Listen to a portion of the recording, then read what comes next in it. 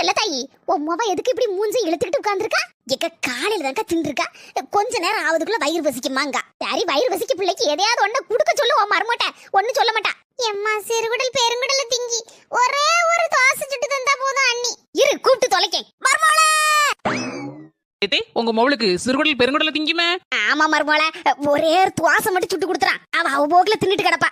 நாத்து, என்ன தோசை வேணும்? அண்ணி, எனக்கு ஒரே ஒரு கல் தோசை மட்டும் சுட்டு கொடுத்துட்டீங்கன்னா நான் போக்குல தின்னுட்டு என் போக்குல இருப்பேன். சரி, கல் தோசை எப்படி சுடணும் அத முதல்ல சொல்லு. சிறுசாவும் இல்லாம பெருசாவும் இல்லாம நடுத்தரமா தோசையை ஊத்தி வெங்காயத்தை பொடி பொடியா போட்டு அப்படியே மலைச்சாரல் மாதிரி நம்ம இட்லி பொடியை தூவி விட்டு ஒரு கல் தோசையை கொண்டு வாங்க. 10 நிமிடங்களுக்கு பிறகு என்ன அண்ணி, தோசைக்கு மேல கல் இருக்கு. நீ என்னடா செல்லம் கேட்ட கல் தோசைன்னு? அதான் கல் தோசை கொண்டு வந்துட்டேன். நான் வாயில போடு.